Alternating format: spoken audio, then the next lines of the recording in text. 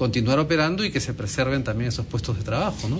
Mientras la refinería está en manos de Doe Ran y no se sabía cuál era el destino de la refinería y de Doe Ran también, había toda una discusión de que era una refinería ya muy vieja, que nadie iba a estar interesado, que su viabilidad era como un poco complicada.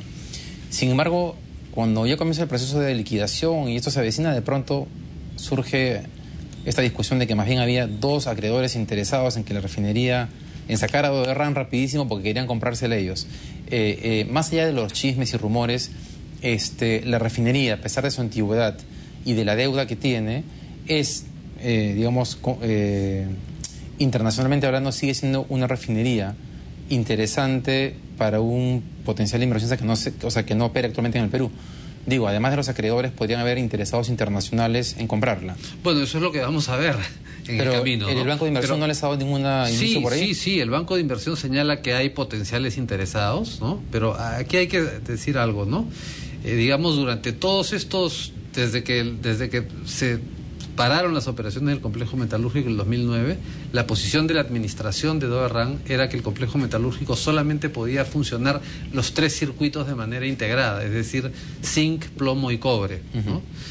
Y esa era un poco aparentemente la posición para presionar al gobierno a que de alguna forma, digamos, se flexibilicen las normas ambientales para el circuito de cobre. Lo que se ha demostrado finalmente es que sí pueden funcionar el circuito de zinc y el circuito de plomo, independientemente del circuito de cobre, por lo menos hasta el momento eso es lo que se está dando, ¿no? Solo para recordarle también a los televidentes, el circuito de zinc y de plomo ya están adecuados ambientalmente y el que estaba pendiente era el de cobre. Efectivamente. Y que era el más contaminante a la vez. El más contaminante y el que requiere mayor inversión. Estamos hablando de más o menos $200 millones para poderlo, digamos, poner en operación, ¿no? Pero digamos, sí, uno de los problemas que evidentemente se enfrenta es que a partir del 2014, del 1 de enero del próximo año, se rigidizan los estándares ambientales aplicables en general a la actividad productiva, minera, industria, etcétera, en lo que se refiere a las emisiones de CO2. Pasamos el actual, digamos, régimen permite una emisión de 80 microgramos por metro cúbico de CO2, y a partir de enero del 2014 estos estándares bajan a 20, que son estándares bastante rígidos que no existen en realidad en otros países mineros. Por ejemplo, el caso de Canadá tiene 240 microgramos por metro cúbico, el caso de Chile 180. ¿En el Perú se van a bajar a cuánto? A 20. A 20. Esto... ¿Está en discusión o eso va a ser así de todas maneras? Hay una norma que está, digamos, que ya está dada y que en principio entraría en vigencia en enero del 2014, ¿no? Esto, digamos, evidentemente dificulta la venta del complejo metalúrgico porque obliga a inversiones mucho mayores a las que se estimaban al momento, ¿no? O sea, implica inversiones también en el proceso de zinc y plomo. Sí, claro. Actualmente la administración de Doe Ran ha contratado a una empresa consultora internacional que se llama Hatch, que está haciendo un análisis que va a culminar en junio de este año, en el cual se va a estimar cuál es el nivel de la inversión que se requeriría hacer para cumplir con estos estándares ambientales que entrarían en vigencia el 2014, ¿no? Y se habla que esta inversión podría ir entre los 300 y los 600 millones de dólares, ¿no? Esos 300 y 600 es aparte de los 400 para el circuito de cobre. Aparte de los 200 del circuito de cobre. Estamos hablando de mínimo 500 hasta 800 millones en el mejor escenario. Efectivamente, ¿no? Efectivamente. Entonces, digamos, mientras más costoso sea modernizar el complejo metalúrgico para cumplir con las normas ambientales, evidentemente es más difícil la venta del complejo, ¿no? Ahora, pero por lo que mencionas, los circuitos de zinc y de plomo no van a llegar a enero del 2014 con esa modernización, ¿o es posible hacerla en tan poco tiempo? No, difícilmente. Lo que pasa es que si es que están funcionando esos dos circuitos, el nivel de emisión es menor, pero no. Yo lo que creo, no soy un experto en el tema, pero lo que creo es que eventualmente el 1 de enero del 2014 tendrían que parar, porque esos niveles de emisión son mucho menores a los que se está emitiendo actualmente, ¿no?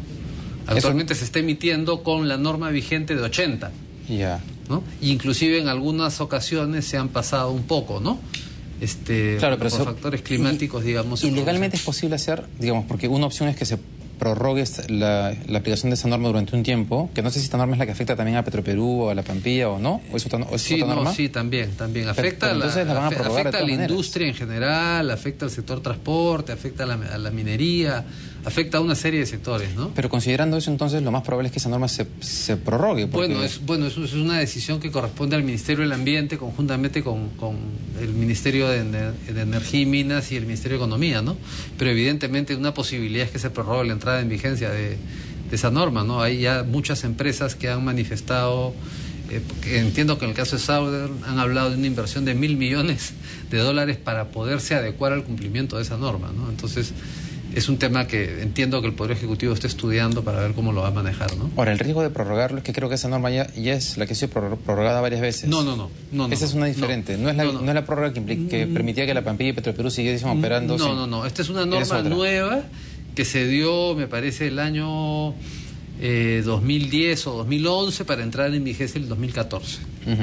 Y claro, nadie dijo nada porque veían el 2014 un poco lejos, pero entiendo que ahora, en el Perú bastante. Sí, entiendo que ahora hay una preocupación muy fuerte en diversos sectores respecto de la eventual entrada en vigencia de esta norma el 1 de enero del 2014, ¿no? Porque muchas industrias mineras, refinerías no van a estar en condiciones de cumplirlo. Ahora, ¿es el Congreso el que tiene que eventualmente aprobar esa postergación o prórroga de la aplicación? No, es un decreto supremo. Un decreto supremo, eso o sea que estaría en manos del Poder Ejecutivo.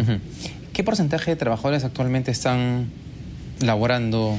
Mira, lo que es los trabajadores de Cobriza, el 100% está laborando. En La Oroya me parece que solamente 400 trabajadores no están laborando, que son los que están vinculados al circuito de cobre. Los demás trabajadores de La Oroya, que están en zinc y en plomo, están laborando.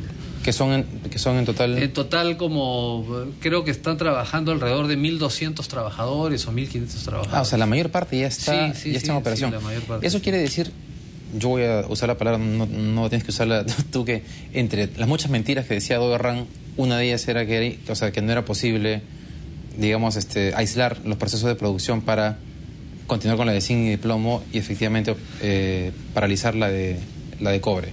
Bueno, los hechos han demostrado que sí podía funcionar el circuito de zinc y el de plomo independientemente. Evidentemente que genera bastantes problemas logísticos. Pero era posible. Lo ideal, digamos, el funcionamiento óptimo de la refinería es que los tres circuitos funcionen integrados. Además, el de cobre es el más importante porque es del cual salen los metales preciosos. Yo tengo una pregunta final porque yo, en todo ese tiempo que además he seguido el tema de Herrán desde casi el principio, siempre me he preguntado por qué el Estado le cayó tantas veces a una empresa que mentía tanto. ¿Tú por qué crees que porque nos han mecido varios años, a varios gobiernos y a varios ministros? Bueno, yo no quisiera hacer juicios de valor respecto de las razones por las cuales sucedió lo que sucedió. Lo que sí te puedo decir es que los acreedores estamos encima de este proceso porque creemos que existe posibilidad de cobrar y queremos cobrar nuestras acreencias. Nos deben muchísimo dinero. Y no solamente por eso, sino porque esto es un tema, digamos, que es importante para la actividad minera en su conjunto, que hay una refinería, es importante para los trabajadores, La Oroya vive de esto, no queremos un conflicto social más en el sector minero. Entonces, digamos, se ha unido fuerzas acá entre los acreedores, los trabajadores y el gobierno para tratar de sacar este proceso concursal adelante, conseguir un buen comprador que pueda hacer las inversiones necesarias, ¿no? Que pueda echar a andar este complejo metalúrgico cumpliendo con las normas ambientales, ¿no? Que se mantengan los puestos de trabajo y que los acreedores, por supuesto, se nos pague, digamos, como corresponde, ¿no? Ok, entonces, en 2 meses el plan de reestructuración, ¿esa es la fecha límite? Sí, serían 3, porque, digamos, son 60 días hábiles. Ok, ¿son 3? Sí, esa es la fecha tope, digamos, para aprobar ese plan. Si no se aprueba ese plan en los 60 días hábiles, pasamos a una liquidación simple, en la cual se tendría que paralizar operaciones y ya con las operaciones paralizadas seguir el proceso de venta de activos. Pero digamos, en el escenario actual, lo más probable es que efectivamente ese plan de reestructuración sea aprobado. Es probable que sea aprobado, pero en el camino se va a seguir, digamos, con la venta de los activos, ¿no? Ok, ¿y esa venta de los activos puede producirse en el medio de ese proceso? Sí. O sea, ¿puede aparecer un interesado en medio del proceso a comprar la refinería? Sí, inclusive en cualquier momento la Junta de Acreedores puede, digamos, cesar en la reestructuración y volver a una liquidación simple y vender los activos, ¿no? Bien, Eso bien, es Diego. factible. Muchas gracias por estar acá. En verdad esperamos sinceramente que todo vaya bien en este proceso, porque los pobladores de la refinería de Loroya se han pasado varios años de una incertidumbre tremenda por estas indefiniciones que han habido permanentemente. Que les vaya muy bien. Gracias, David. Bien, vamos a la pausa y cuando volvamos conversaremos sobre cómo identificar oportunidades para hacer negocios en países de la región. Volvemos.